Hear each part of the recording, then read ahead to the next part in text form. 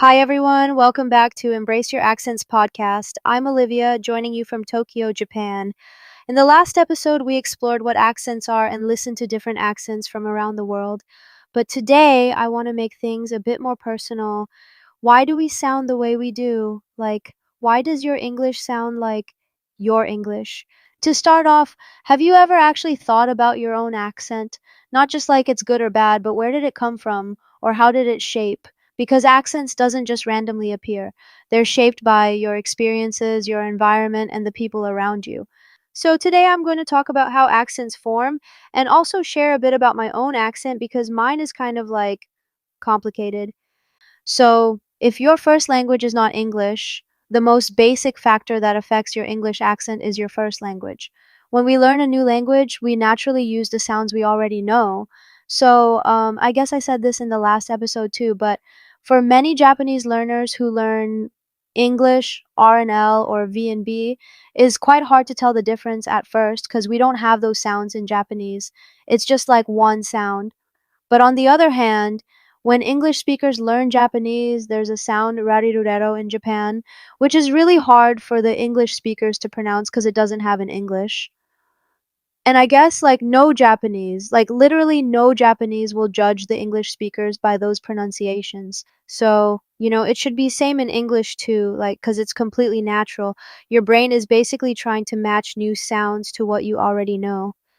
So, okay. Again, if your first language is not English, think about this. Are there any English sounds that or words that feel unnatural or difficult for you to pronounce? That might actually come from your first language. I found a clip about this, so let me share you. Where are you from? Brazil. What's the hardest English word for you to pronounce? I'll have to say furthermore. Where are you from? I'm from Madagascar. What is the hardest English word for you to pronounce? I think throughout, throughout, Through how? throughout. Where are you from?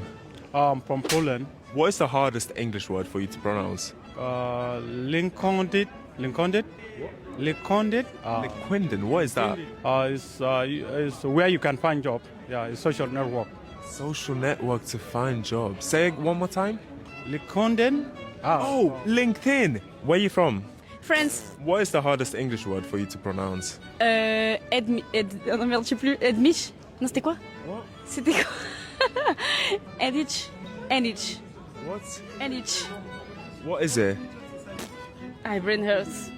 Oh, headache. Headache. Yeah, okay. How do you think of it? I think it's really interesting. Like the most common word that Japanese English speakers gets confused is literally. I'm not actually really good at saying this word, like, literally, but I don't know, it's just so hard for us. Um, Talking about my own accent, I don't think I have a strong Japanese accent when I speak English, but I don't think I have, like, one exact accent that I can say in, like, one word. I have a mixture of accents, and that comes from my people around me and my background. In Japan, we learn American English, so I think the base is the American English, but at the same time, I personally really like the British accents, like the posh accent. So, like, I kind of taught myself to speak in a way, like in a British way. So, I think I started developing a British influence too. But it also, like, my Britishness also increased, like, expanded after I went to New Zealand because New Zealand accents is kind of close to British accent. So, being in that environment and exposed to New Zealand accent made my Britishness a bit stronger. But, like, some people told me that I sound a bit Australian. You guys tell me your opinion. Do I actually sound like Aussie? Well, I don't really think so. But if that's true, maybe it's because my very first English teacher, she was Australian, but she didn't like have a typical strong Australian accent though. I don't know. But maybe that influence stayed somewhere in my pronunciation. There's another like interesting thing. When I was in the States, it was like just for 2 weeks though. Like people told me I sounded Australian or New Zealand, which is like really different. Like some of them told me I have Australian because they know that accent. But some people told me I sound like New Zealander, which doesn't really make sense to me. And like they thought the Australian and New Zealand accent is like really similar because, they are geographically Wait, I don't know if that's the correct word, but, they're, like, close countries, but Australian accent and New Zealand accent is, like, really different. If you're interested, you gotta search it up, it's completely different. Anyways, but when I was in New Zealand, people told me I sounded American. I understand that. I think it's because, like, they are exposed to their natural environment, and when they hear a different accent from their environment, they just think of another country's accent, you know? It's 'cause, like, people don't just hear your accent, like, objectively, they hear it, like, relative to themselves, so yeah, if you sound different from what they're used to, they might just label it as something else. So, like, from this, we can learn that the very important factor of affecting an accent is your environment. The English you hear around you through teachers, friends, and media has a huge impact on your accent. And I've also noticed this in my school environment. One of my native English teachers she's British, and she told me that when she talks to their family, she becomes more British. But when she teaches to us, she becomes slightly more like Americanized accent because the textbooks are based on American English. She was in America for a few years, so she also knows American accent. And I think that's also why. So even natives speakers adjust their accents depending on the situation. And it's really natural. Also another factor that affects your accent is the person you're talking to. I've noticed this from my friends. Well, actually, this was also told by the native English teacher in my school, but she told me that students often speak more fluently, meaning less of a Japanese accent when they talk to her. But when they talk to each other in class, like, when they're forced to conversate in English in class, they switch back or change their accent to more like Japanese-ish. Um, I guess it's my just hypothesis, but some of them might think that they don't want to be thought to be showing off that they can speak fluently, and that's kind of connected to the bias. But if the other girl, the student they're talking to, is not like really good at English, and if they cannot speak fluently, they just switch their accent to match the vibes. So I think it's kind of like a code switching, not in language, but in accent. So for this topic, I like you to think about this.